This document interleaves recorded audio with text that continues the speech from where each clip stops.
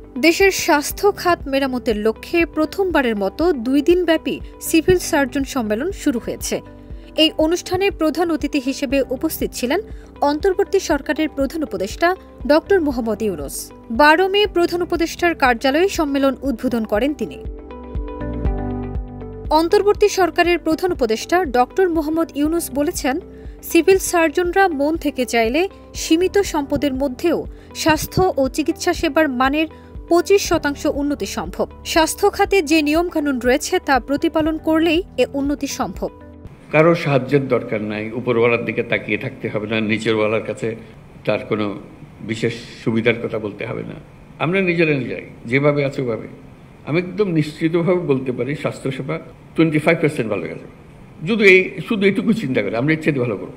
তিনি বলেন, জনবল ও যন্ত্রপাতি সহ সম্পদের সীমাবদ্ধতার দোহাই দিয়ে হাত পা গুটিয়ে থাকলে চলবে না।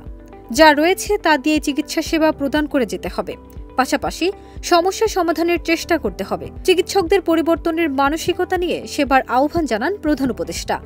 আরও নিয়োগ করা হবে, আরও পদ সৃষ্টি করা হবে, এগুলো পরে হোক, কিন্তু যেভাবে আছে এইভাবেই যদি আমরা করতে চাই, তাতে শুধু মন ঠিক করা যে আমি করবো, অন্য কে কী করলো না করলো ওদিকে তাকাবো না, আমি আমার ঠিক মতো করবো।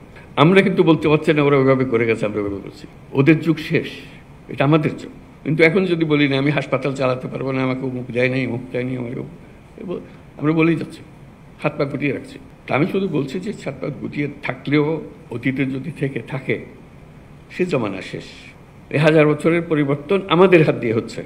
দেশে প্রথমবারের মতো সিভিল সার্জন সম্মেলন আয়োজনের সুফল পাওয়া যাবে বলে আশাবাদ ব্যক্ত করে প্রধান উপদেষ্টা বলেন, এতদিন কেন সিভিল সার্জন সম্মেলন হয়নি তা বোধগম্য নয়। চিকিৎসা এমন একটা জিনিস, স্বাস্থ্য এমন একটা জিনিস, এখানে বাদ প্রতিবাদের কিছু নেই। আমরা আজকে যারা এখানে বসে আছি এই পুরো মজলিসে, এরাই হলো বাংলাদেশের স্বাস্থ্যসেবা। আমরা দিলে হয়, আমরা না দিলে হয় না। আমরা দিলে এটা পাল্টে হতে পারে।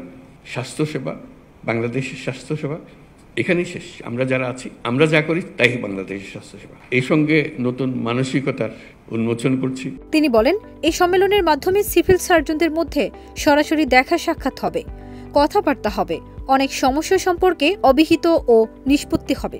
তার আশা, দেশে প্রথমবারের মতো হওয়া সিভিল সার্জন সম্মেলন আয়োজনের সুফল পাওয়া যাবে। এছাড়া এই অনুষ্ঠানে স্বাস্থ্য সংশ্লিষ্ট অন্যান্য মন্ত্রণালয়ের উপদেষ্টা, সচিব সহ সিনিয়র কর্মকর্তারাও উপস্থিত রয়েছেন। ফারজানা নিকিতা, দেশ রূপান্তর।